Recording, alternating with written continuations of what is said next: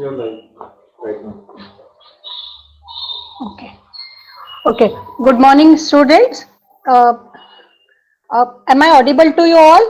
मेरी आवाज क्लियर है बेटा? Yes, ma'am. Okay, very good. So बेटा, जैसा कि आपको हमने नोटिस में डाला था कि मणिपुर स्टेट जो है वो हमारा नेबरिंग, हमारा जो पेयर्ड स्टेट है एक भारत श्रेष्ठ भारत पर्व के अंतर्गत.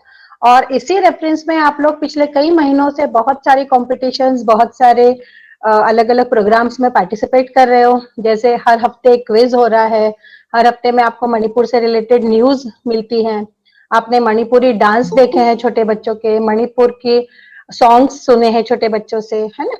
तो ऐसे बहुत सारी अलग अलग एक्टिविटीज हैं. इन सब एक्टिविटीज के पीछे एक मेन मोटो ये है कि आप मणिपुर स्टेट को बहुत अच्छे से जाने, क्योंकि it is a part of our own country.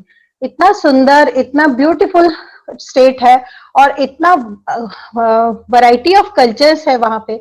तो हमारे कंट्री का ही एक पार्ट है, वो हमको जानना चाहिए. तो इसी के रेफरेंस में, इसी पूरी सीरियल में आज जो है हम बात करेंगे मणिपुर के हिस्ट्री, कल्चर और हेरिटेज के संबंध में. ठीक, तो मैं प्रेजेंटेशन ऑन करती हूँ अपना.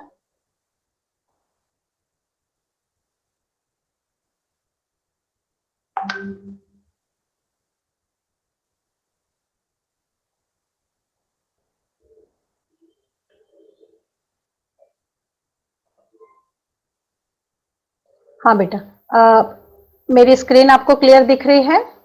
Yes, ma'am, visible. है ना स्क्रीन पे? ओके बेटा, स्क्रीन पे ये जो प्रेजेंटेशन ऑन किया है ये आपको अच्छे से दिख रहा है बेटा? Yes, ma'am. Okay, fine, fine. And so, beta, today we will learn something about the history, culture, and tradition of Manipur state. And this webinar is organized under the Ek Bharat Shresth Bharat program. Okay. So let's explore the Manipur, the beautiful state of India. आप इस पूरे जो presentation है इसमें कई सारी चीजें नई सीखेंगे, ध्यान से समझिएगा. और इसके बेस पर एक क्विज ऑर्गेनाइज करेंगे हम बाद में, और उसमें जो भी अच्छे से आंसर करेंगे उसके लिए आपको अच्छे अट्रैक्टिव प्राइजेस भी दिए जाएंगे. So are you ready to explore the Manipur? हमको अगर किसी भी स्टेट का हिस्ट्री, कल्चर, हेरिटेज के बारे में जानना है तो पहले जरूरी है कि हम उस स्टेट को जाने, वो उसमें क्या ऐसी स्पेशलिटीज हैं कि वो स्टेट अपने आप में इतना स्पेशल बनता है. तो मणिपुर जो है वो प्राकृतिक, नैसर्गिक सुंदरता का एक खजाना है. एक छोटी सी वीडियो क्लिपिंग दिखाऊंगी जिसके थ्रू आप समझ पाएंगे कि मणिपुर कितना सुंदर स्टेट है. और ये वीडियो क्लिपिंग मैंने एक ब्लॉग से ली है, ट्रैवल ब्लॉगर है एक निक्षित नाम से, और उनकी बहुत सारे, उन्होंने पूरे इंडिया के अलग अलग पार्ट का ट्रैवलिंग किया है और अपने ब्लॉग में, यूट्यूब चैनल के थ्रू वो अलग अलग उसके एंगल्स को शो करते हैं. तो वहां से मैंने ये सारी वीडियोस ली हुई हैं और उनका छोटे छोटे पार्ट्स लिए हैं, केवल एक एक या दो दो मिनट के केवल. ठीक है, तो सबसे पहले हम देखते हैं कि मणिपुर का लाइव थोड़ा देखें कि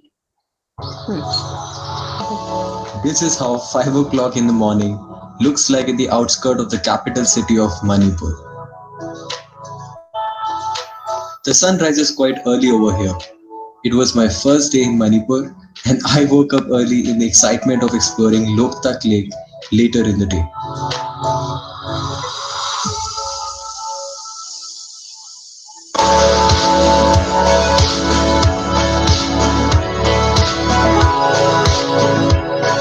I was overwhelmed by the untouched nature and the warm welcome by people in the village. There it was, the most mysterious lake I've ever come across.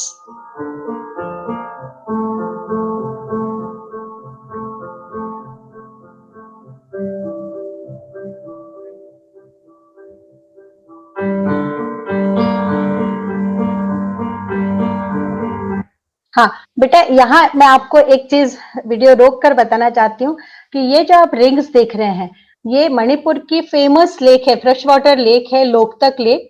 उसकी उसमें बनी हुई नेचुरल रिंग्स है। और ये जो रिंग्स बनी है अपने आप में इस लेक को बहुत मिस्टीरियस बनाती हैं। ये जो रिंग्स बनी हैं ये अपने आप में एक इकोसिस्टम जैसी हैं। इकोसिस्टम के बारे में आप क्लास 10th में पढ़ोगे, 11th 12th में पढ़ोगे।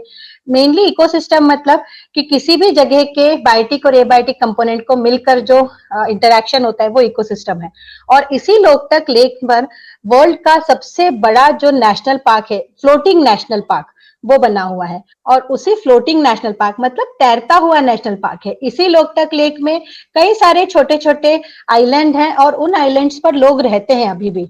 और अभी 2 दिन पहले के न्यूज़पेपर में था कि उस आइलैंड के लोगों को किसी भी काम के लिए, कोई गवर्नमेंट काम है अगर, तो उसके लिए उनको 10 से 12 किलोमीटर जाना होता है। तो गवर्नमेंट ऑफ इंडिया ने रिसेंटली डिसाइड किया है कि इन फ्लोटिंग विलेजेस में भी कोई पोलिंग बूथ बनाए जाएंगे, ताकि यहाँ के लोग भी अपने जो वोट का राइट है उसको यूज कर सके। तो ये समझ, इस बात से तुम ये समझ सकते हो कि कितनी इंटरेस्टिंग है। एक तैरती हुई पूरी की पूरी इकोसिस्टम बना हुआ है, तैरती हुई द्वीप है वहां पे, जो कि मिट्टी और डिकम्पोजिंग मटेरियल से बने हुए हैं और उसके ऊपर लोग रह रहे हैं। उसके ऊपर नेशनल पार्क है और बहुत दूर दूर से, पूरे वर्ल्ड से यहाँ लोग इसको देखने के लिए आते हैं। Okay, Beta. So it was the video by which you can explore the beauty of Manipur. Now let's understand the geographical location of Manipur. As per this map, you can understand that Manipur is one of the seven sisters in the northeast portion of the India.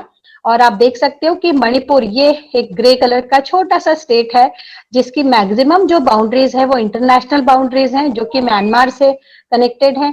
एक तरफ ये Nagaland state से connected है, एक तरफ आसाम है और तीसरी तरफ मिजोरम है। तो सभी पहाड़ियों, मतलब ये जो मणिपुर स्टेट है, आप इस स्लाइड में समझ सकते हो कि मणिपुर स्टेट में 2 तरह की टोपोग्राफिक कंडीशंस है। एक हिली एरिया है और दूसरा जो एरिया है वो पूरा वैली है। तो जो वैली है वो अपने आप में इतनी इंटरेस्टिंग है कि ये जो एक वैली है पूरी, उसको 9 या 10 अलग अलग हिल ने कवर किया हुआ है। और इस कारण से ऐसा लगता है कि एक बाउल है और उस बाउल के आसपास पूरे हिल्स हैं। और यही जो उसकी ब्यूटी है वो मणिपुर को स्पेशल बनाती है बाकी सारे इंडियन स्टेट्स से। पंडित जवाहरलाल नेहरू जब मणिपुर गए तो उन्होंने इसको नाम दिया था ज्वेल ऑफ इंडिया। वैसे भी आप समझ सकते हो कि मणिपुर, मणि मतलब मोती, पुर, तो ऐसी जगह जो कि मणि के जैसा है। मणि, हालांकि यहाँ पे मोती नहीं मिलते, लेकिन इसको मणि इसलिए कहा जा रहा है क्योंकि ये बहुत स्पेशल है, बहुत अट्रैक्टिव है, बहुत ही स्पेसिफिक है। ऐसे लॉर्ड इरविन जब यहाँ घूमने आए तो उन्होंने इसको नाम दिया था स्विट्जरलैंड ऑफ इंडिया। तो बच्चों, आपको अगर घूमने जाने का मन हो, स्विट्जरलैंड जाने का प्लान बनाओ, तो उसके पहले मणिपुर जरूर जाओ। देखते हैं कि अभी के जो रिसेंट डिग्निटरीज हैं वो कौन कौन है। तो जो गवर्नर है मणिपुर की वो है डॉक्टर नजमा हेपतुल्ला। जो स्पीकर है मणिपुर के वो है वाई खेमचंद सिंह। और रिसेंट चीफ मिनिस्टर जो है वो है एन बीरेन सिंह। अब हम आपको कुछ ऐसी सिग्निफिकेंट चीजों के बारे में बताएंगे जो कि केवल और केवल मणिपुर में मिलती हैं। जैसे सबसे पहला है मणिपुर का स्टेट फ्लावर शिरुई लिली। ये जो शिरुई लिली है बेटा, ये बहुत स्पेसिफिक है, बहुत स्पेशल है। लिली का एक टाइप है, मोनोकोटिलिडन प्लांट है। और ये जो शिरुई लिली है ये केवल मणिपुर के उखरुल डिस्ट्रिक्ट के शिरुई विलेज में ही मिलता है, पूरे वर्ल्ड में और कहीं भी नहीं मिलता है। और इसकी स्पेशलिटी ये है कि जब इसको माइक्रोस्कोप से देखते हैं तो इसके अंदर 7 कलर्स दिखते हैं और इसीलिए इसको सतरंगी शिरुई लिली भी कहा हुआ है। इसका माइथोलॉजिकल इंपॉर्टेंस भी है बेटा इस फ्लावर का। ऐसा माना जाता है कि महाभारत में जो अर्जुन थे उनकी एक वाइफ जो चित्रांगदा थी वो इसी स्टेट की थी और अर्जुन ने सबसे पहले चित्रांगदा को यही फ्लावर देकर मतलब यही फ्लावर गिफ्ट किया था। तो ऐसा माइथोलॉजिकल इंपॉर्टेंस भी है, लेकिन बॉटनिकल इंपॉर्टेंस भी है बेटा।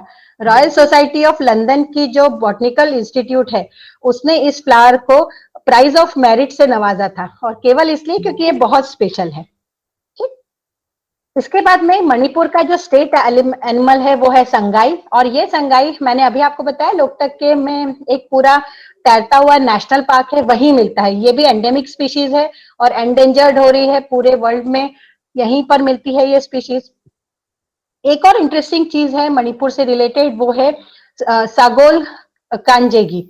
सागोल कांजेगी मतलब और कुछ नहीं, पोलो। पोलो गेम से आप भली भांति परिचित हैं। ये जो गेम है ये पूरे वर्ल्ड में खेला जाता है, लेकिन ऐसा माना जाता है और ऐसे प्रूफ्स भी हैं कि ये जो पोलो है उसकी शुरुआत जो मणिपुर है उसकी वैलीज में हुई है, और वहां का ये प्राचीन खेल है, बहुत पहले से लोग इसको खेलते आ रहे हैं। अब ये जो वीडियो है बेटा, ये आपको मणिपुर के एक और भाग में लेके चलता है। मैंने अभी जो आपको बताया शिरुई लिली, उखरूल डिस्ट्रिक्ट और उसके पास में शिरुई विलेज, उसके बारे में है ये मतलब पूरा वीडियो। और साथ ही साथ बेटा इस वीडियो में आप ये जरूर देखिएगा कि किस तरह के डेंस फॉरेस्ट हैं। डेंस फॉरेस्ट मतलब इतना घने जंगल दिखेंगे कि कई सारे ऐसे पार्ट है जो रेस्ट्रिक्टेड है, जहां पे ह्यूमन की एंट्री अभी भी अलाउड नहीं है, और वो केवल इसीलिए क्योंकि ये सारे फॉरेस्ट सेक्रेट फॉरेस्ट है। सेक्रेट मतलब वहां की जो लोकल ट्राइब्स है, मणिपुर में बहुत सारी लगभग 20 टाइप्स की ट्राइब्स रहती है बेटा, और ये जो ट्राइब्स है उनके लिए ये पूजा की जगह है, तो वो कभी इन पेड़ों को काटते नहीं है। डिफॉरेस्टेशन वहां पे नहीं होता है, और इसीलिए ये काफी डेंस फॉरेस्ट है। इस वीडियो को देखो और एंजॉय करो एक बार फिर मणिपुर की ब्यूटी को। Located at an altitude of around 5,400 feet above the sea level, Ukhrul is a land of beautiful mountains. The place is mostly covered with clouds throughout the year, but I was lucky enough to be there on a sunny day. Shiroi is a small village with a population of around 500 people, but it is known for the occurrence of this rare species of flower called Shiroi lily, which grows only in Shiroi region.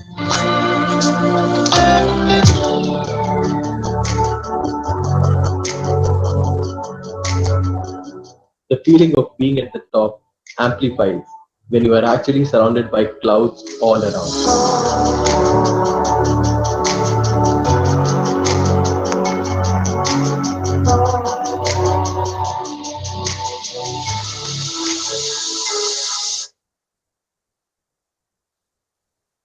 तो बेटा I hope कि आप सब लोगों ने enjoy किया होगा ये वीडियो भी, और आपने देखा होगा कितनी नैसर्गिक सुंदरता है, जो नेचुरल ब्यूटी है वो उसकी तो एकदम भरमार है मणिपुर में। और फॉरेस्ट आपने देखे होंगे एकदम डेंस फॉरेस्ट है। ये सारी चीजें मणिपुर की स्पेशलिटी को बताती हैं। तो अब हम अपने नेक्स्ट टॉपिक की तरफ बढ़ते हैं, जिसमें हम मणिपुर की हिस्ट्री के बारे में जानेंगे, उसके कल्चर और हेरिटेज के बारे में कुछ और चीजें सीखेंगे। सबसे पहले ये बताएं कि मणिपुर स्टेट की अपनी एक बहुत स्पेशल हिस्ट्री है। जैसा कि इंडिया के बाकी के स्टेट्स के साथ था, वहां राजा महाराजाओं का शासन था, इसीलिए इसको प्रिंसली स्टेट कहा गया ना, रियासत थी ये भी एक। और ये जो रियासत थी ये कई मतलब कई सौ सालों से ये रियासतें चलती आ रही थी। लेकिन जब ये ब्रिटिश हमारे कंट्री में आए, तो आपको मालूम है कि ब्रिटिश जो है वो कुछ 17वीं सेंचुरी के एंड में आ चुके थे, लेकिन मणिपुर ऐसा स्टेट था जहां ब्रिटिश को अपना राज्य कायम करने में काफी लेट हुए वो। मतलब तुम यहाँ देख सकते हो इस स्लाइड में कि 1891 में जो ब्रिटिश है उन्होंने इस पर कब्जा किया था। इसके बाद में सेकेंड वर्ल्ड वॉर के समय मणिपुर जो था वो एक बहुत ही इंपॉर्टेंट प्लेस माना गया जापानीज और बाकी की जो फोर्सेस थी, एलाइड फोर्सेस, उसके बीच में। आप लोगों को शायद अभी सोशल साइंसेज में वर्ल्ड वॉर सेकंड के बारे में काफी सारी इंफॉर्मेशन है, तो आप जब वो पढ़ोगे तब एक बार फिर इसको रिमाइंड करना कि मणिपुर में भी वर्ल्ड वॉर सेकंड का एक बहुत इंपॉर्टेंट रोल रहा है ना। और इम्फाल के आसपास में ये पूरी जगह थी, और इनकी मेमोरी में कई सारे मेमोरियल जो बहुत सारे ऐसे मॉन्यूमेंट्स बनाए हैं जो आज भी हमें वर्ल्ड वॉर सेकेंड और उससे रिलेटेड जो मेमोरीज थी उसकी याद दिलाती है ना। और उसके बाद में बेटा वर्ल्ड वॉर सेकेंड के बाद में जब इंडिया को इंडिपेंडेंस मिला 1947 में, तो फिर से मणिपुर को एक स्वतंत्र राज्य का दर्जा दिया, लेकिन अभी हम इसको इंडियन कॉन्स्टिट्यूशन के एक्ट में शामिल नहीं किया था। तो 1949 में मतलब इंडियन इंडिपेंडेंस के 2 साल के बाद में इसको जो है रिपब्लिक ऑफ इंडिया का एक पार्ट माना गया, और उसके बाद में 1956 में, मतलब 9 इयर्स के बाद में, इसको यूनियन टेरिटरी माना बनाया, और अल्टीमेटली 1972 में ये फुल फ्लेज स्टेट बना। तो देख सकते हो कि मणिपुर को एक फुल फ्लेज स्टेट के फॉर्म में आने में कई साल लग गए हैं। लेकिन फिर भी अगर आप मणिपुर जाओ तो वहां के डेवलपमेंट, वहां की एजुकेशन और वहां के नेचर को देखकर आप ये नहीं कह सकते कि ये इतना लेट बना हुआ इंडियन स्टेट है। Now let's talk about the history and heritage. तो अगर किसी भी जगह की हिस्ट्री के बारे में और समझना है, उसको अच्छे से जानना है, तो जरूरत है वहां के हिस्टोरिकल मॉन्यूमेंट को देखना। तो सबसे पहले मैं आपको ले चलती हूँ इम्फाल के कांगला में, जो कि पैलेस ऑफ कांगला कहलाता है। राजाओं का महल था ये, और ये जो महल है बेटा, ये इसके बहुत अच्छा स्ट्रक्चर में नहीं है, लेकिन फिर भी अभी अपने आप में ये बहुत यूनिक है। और आगे तुम ये देख सकते हो 2 स्ट्रक्चर्स बने हुए हैं। ये जो 2 नीचे वाले पिक्चर में बेटा, ये जो 2 स्ट्रक्चर हैं, ये कांगला शाह है। कांगला शाह मतलब ये मणिपुर का स्टेट एम्बलम है। और कांगला शाह जो है वो ड्रैगन और जो लॉयन है उसका कुछ मिला जुला रूप है, और माइथोलॉजी में इसका बहुत इंपॉर्टेंस है, मणिपुर की माइथोलॉजी में।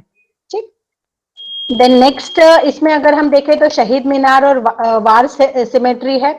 शहीद मीनार जो है ब्रिटिश के साथ जब फाइटिंग हुई थी उसके मेमोरी में बनाया हुआ है।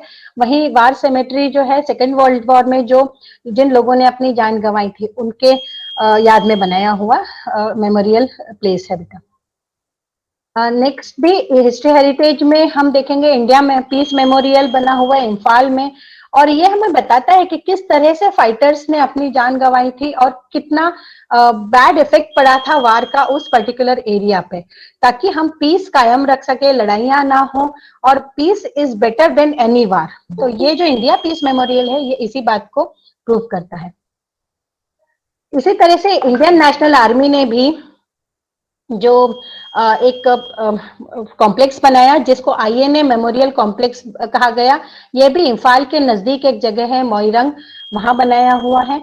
और ये जो इंडियन नेशनल म्यूजियम है वो उसमें लेटर्स, फोटोग्राफ्स, बैजेस एंड बाकी के जो वार के मेमोरीज थे वो यहाँ पे रखी गई हैं। और एक बहुत इंपॉर्टेंट बात यह है कि नेताजी सुभाष चंद्र बोस, आप सब लोगों ने नाम सुना होगा, हिस्ट्री में पढ़ा होगा इनके बारे में, इनकी बहादुरी के बारे में। तो इंडो बर्मन वार जब हुआ था तब नेताजी सुभाष चंद्र बोस से रिलेटेड भी कई सारे मेमोरीज जो है इस म्यूजियम में सहेजी गई हैं। Now, if we want to learn something about the culture of any state, then we have to understand its religious aspect also, है ना। हमको अगर किसी भी जगह के कल्चर के बारे में जानना है तो हमें जरूरी है कि वहां के रिलीजन को समझें। तो बेटा मणिपुर में जो है वो main religion Hindu and Christian है, लेकिन साथ में मुस्लिम्स भी काफी है और बौद्ध भी है। तो कई सारे अलग अलग मॉन्यूमेंट्स बने हुए हैं, जिसमें फेमस कुछ हैं जो मैं आपको बताना चाहती हूँ। श्री गोविंद जी टेम्पल है जो कि पैलेस के पास में ही बना हुआ है, अपनी वास्तुकला के लिए काफी मशहूर है ये। एक विष्णु टेम्पल है जो कि 15th सेंचुरी का बना हुआ है, और ऐसा मानते हैं बेटा कि इसका जो आर्किटेक्चर व्यू है वो जो चाइनीज इन्फ्लुएंस से बना हुआ है। तो इसका मतलब ये अंदाज लगाया जाता है कि चाइना के साथ में उस समय जो संबंध थे काफी ठीक थे, ताकि वहां से जो आर्किटेक्चरल इन्फ्लुएंस था वो हमारे यहाँ के मंदिरों पर भी दिखा था। इसके बाद जो आप नेक्स्ट देख रहे हैं ये एक चर्च का पिक्चर है, और ऐसा माना जाता है कि जो इम्फाल के जो आर्चीडियोस थे, मतलब इम्फाल के जो क्रिश्चियन मिशनरीज थे, उनका काफी बड़ा फैलाव है। और ये जो मणिपुर के क्रिश्चियंस का ये जो ग्रुप है, ये ना केवल मणिपुर में बल्कि नागालैंड में, मिजोरम में, म्यांमार में और असम में, चारों तरफ इनका कॉन्टैक्ट्स बने हुए हैं, ये फैला हुआ है, और अपने अपने अपने धर्म की जो चीजें हैं उनको ये प्रचारित करते हैं। मणिपुर के माइथोलॉजी को अगर हम देखें, हिंदू माइथोलॉजी को, तो हिंदू रिलीजन में मणिपुर में विष्णु और कृष्ण को बहुत इंपॉर्टेंट रोल मिला हुआ है, और राधा कृष्ण, कृष्ण की रास लीलाएं और शिव के तांडव, ये सब उनके डांस फॉर्म्स में भी दिखते हैं।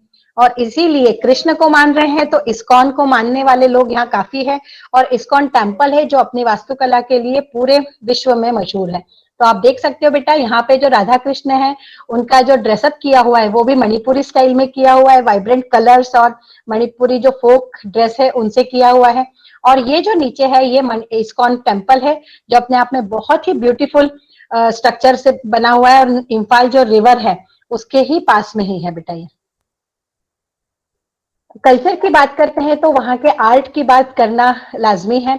तो जो हैंडलूम क्लॉथ्स है, जो हैंडलूम क्लॉथ डिजाइन्स में वहाँ नेचर का इम्पैक्ट काफी है, और कॉटन और सिल्क काफी ज्यादा होता है। और आपने देखा होगा मोदी जी ने जब, हमारे जो माननीय प्रधानमंत्री मोदी जी हैं, उन्होंने जब लॉकडाउन के समय 2-3 बार हमें संबोधित किया, उस समय उन्होंने जो मास्क जैसा लगाया हुआ था वो भी मणिपुर का क्लॉथ डिजाइन था। इसके बाद में मणिपुर में बांस काफी होता है, बैम्बू वहाँ बहुत होता है, वहाँ की जो एटमॉस्फेरिक कंडीशन है बैम्बू के लिए काफी सुटेबल है, और इसीलिए बांस से बनी हुई चीजें, फर्नीचर और आर्किफैक्ट्स वहाँ काफी फेमस है बेटा। ये भी देख सकते हो बैम्बू से बनी हुई और भी कुछ इंटरेस्टिंग चीजें। कल्चर की बात करें और खाने की बात ना करें, ऐसा तो नहीं हो सकता ना।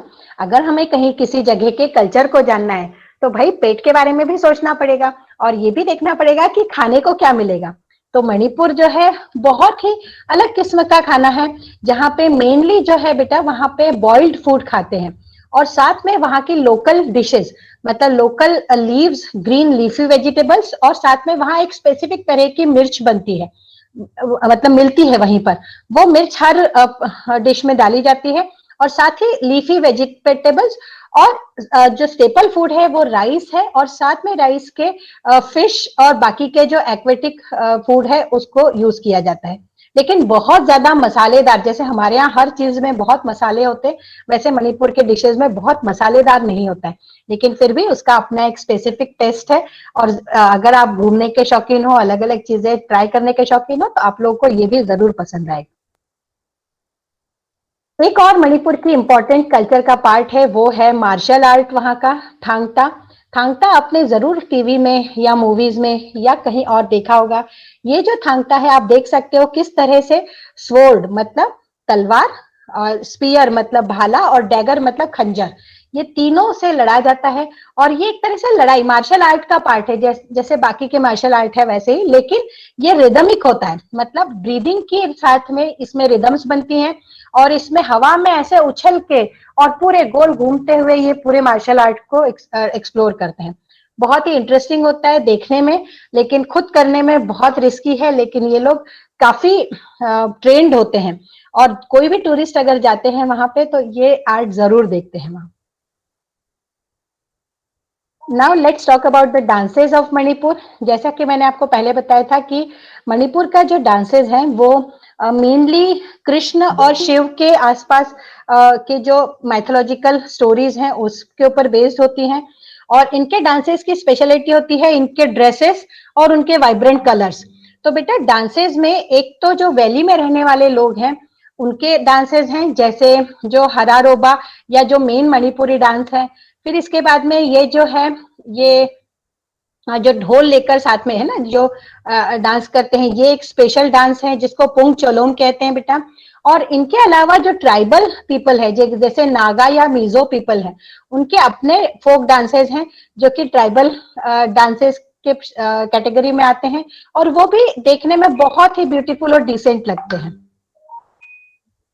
मणिपुर के कल्चर और हिस्ट्री ट्रेडिशन को शोकेस करने के लिए मणिपुर के स्टेट गवर्नमेंट ने पूरे साल भर में हर फेस्टिवल को स्टेट फेस्टिवल के तरह मनाया जाता है वहां पे, ताकि टूरिस्ट वहां जब भी जाए तो मणिपुर के कल्चर ट्रेडिशन और वहां के जो ब्यूटीफुल नेचर है उसको वो जान सके, समझ सके। तो कई सारे फेस्टिवल्स पूरे साल भर मनाते हैं वहां, जिसमें से कुछ मेन आपको मैं बताना चाहूंगी।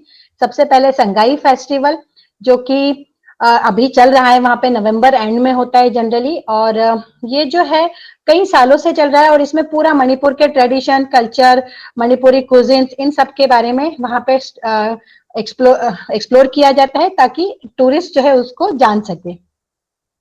एक स्पेशल फेस्टिवल होता है बेटा शिरुई लिली फेस्टिवल, जो कि मैंने बताया शिरुई लिली होती है, स्पेशल तरह का फ्लावर है, मणिपुर का स्टेट फ्लावर है। ये मॉनसून के मंथ में केवल उखरुल डिस्ट्रिक्ट के शिरुई विलेज में ही मिलता है। ये जो शिरुई फेस्टिवल है, ये लास्ट ईयर 2019 में अक्टूबर में किया गया था। और ये जो फेस्टिवल है, ये इसलिए बताया जा रहा है ताकि मणिपुर की जो स्पेशलिटी है पूरे वर्ल्ड में और कहीं नहीं, केवल मणिपुर में मिलने वाला फ्लावर है, उसको और ज्यादा एक्सप्लोर कर सके, लोग उसको जान सके और मणिपुर की स्पेशलिटी को समझ सके। इसके अलावा बेटा मणिपुर में होली मनाई जाती है बहुत अच्छे से, और साथ में बोट रेस होती है। बोट रेस जो है लेक में होने वाली एक बहुत इंपॉर्टेंट इवेंट है, और इसमें नैरो बोट्स होती हैं, और विष्णु को मानने वाले जो लोग हैं, लॉर्ड विष्णु को मानने वाले लोग इस बोट रेस का पार्ट होते हैं। और बोट रेस में कई लोग एक साथ बैठकर नैरो बोट में ये रेस लगती है, और इसको देखने काफी दूर दूर से लोग आते हैं। आप इस पिक में देख सकते हो बेटा, नीचे यहाँ लॉर्ड विष्णु की एक स्टेचू रखा हुआ है, और नीचे देखो बोट रेस में आसपास कितने लोग देखने के लिए जमा हुए हैं। इन फेस्टिवल्स के अलावा जो रथ यात्रा है, जैसे जगन्नाथ जी की जो यात्रा होती है, उसी तरह की रथ यात्रा मणिपुर में भी निकाली जाती है। और क्योंकि वहां पर विष्णु संप्रदाय को मानने वाले काफी लोग हैं, तो रथ यात्रा जो है वो मणिपुर का एक इम्पोर्टेंट इवेंट है। इसके अलावा मेटेई न्यू ईयर, मेटेई जैसा कि आपको मैंने बताया था कि मेटेई मणिपुरी भाषा को कहा जाता है। मेटेई एक ट्राइबल टाइप भी है मणिपुर का, मेटेई ट्राइब्स। तो उनका जो न्यू ईयर है वो अप्रैल के मंथ में सेलिब्रेट किया जाता है, और इसको भी देखने टूरिस्ट काफी दूर से आते हैं। जैसे मैंने अभी बताया कि मणिपुर में कई सारी लगभग 20 टाइप्स की ट्राइबल पीपल रहते हैं, तो उन्हीं के अपने अपने स्पेशल जो फोक फेस्टिवल्स हैं, उनको बहुत धूमधाम से मनाया जाता है। जैसे जो कुकी चिन मिजो ट्राइब है, उनका फेस्टिवल है, या नागाज का फेस्टिवल है। नागा ट्राइब जो है, नागा ट्राइब बेटा नागालैंड में भी मिलती है और मणिपुर में भी मिलती है। एक्चुअली एक पूरा जो पार्ट है, एक हिल है जो कि अभी भी कंट्रोवर्शियल है, उसका कुछ पार्ट मणिपुर में आता है और कुछ पार्ट नागालैंड में आता है। तो कुछ जो ट्राइबल पीपल है वो दोनों स्टेट्स में कॉमन मिलते हैं अपने को।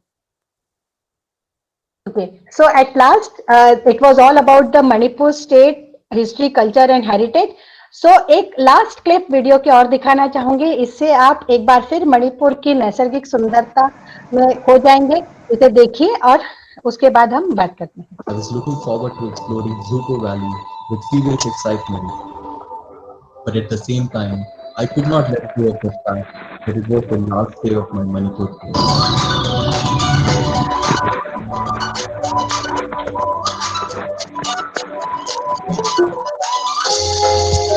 A belt of mountains stretching out for as far as the eye could see, all covered in a flawless green carpet.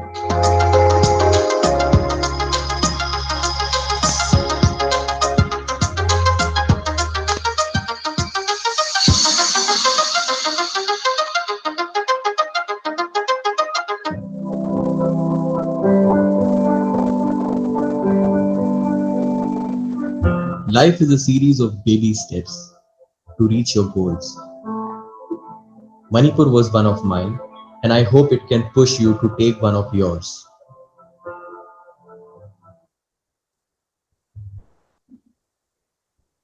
सो बेटा आई होप कि आप सबने एंजॉय किया होगा मणिपुर की जर्नी को, जिसमें आपने ना केवल मणिपुर की हिस्ट्री, कल्चर और हेरिटेज के बारे में जाना, बट वहाँ की नेचुरल ब्यूटी को भी एक्सप्लोर किया। और वैसे भी बेटा हमारा जो नॉर्थ ईस्ट पार्ट है इंडिया का, वो अपने आप में एक नई दुनिया में लेकर जाता है, जहाँ पे हिल्स और प्लेन्स का एक इतना इंटरेस्टिंग कॉम्बिनेशन है कि हम सब उसमें खो जाते हैं। दलाई लामा कहते हैं कि once a year go somewhere you have never been before. एक बार साल में ऐसी जगह जरूर जाइए जहां आप कभी ना गए हों। तो आई होप आप सब लोग भी जैसे ही ये कोरोना पेंडेमिक खत्म होता है, कहीं ना कहीं एक्सप्लोर करने के लिए जरूर जाएंगे। Thank you. आई होप आप सबको एंजॉय किया होगा। यस बेटा, तो मुझे लगता है आपको सबको प्रेजेंटेशन पसंद आया होगा। अगर किसी को क्वेश्चंस पूछने हैं या कुछ अपना एक्सपीरियंस कोई शेयर करना है तो मुझसे शेयर कर सकते हैं बाद में भी। तो अभी के लिए हम जो है इस वेबिनार को एंड करते हैं। आप सबको मजा आया बेटा? Yes ma'am. Yes, ma'am. Yes, ma'am. So Yes, ma'am. Yes, thank you बेटा। प्रिपेयर रहिए, इस पे हम क्विज जल्दी ही ऑर्गेनाइज करेंगे।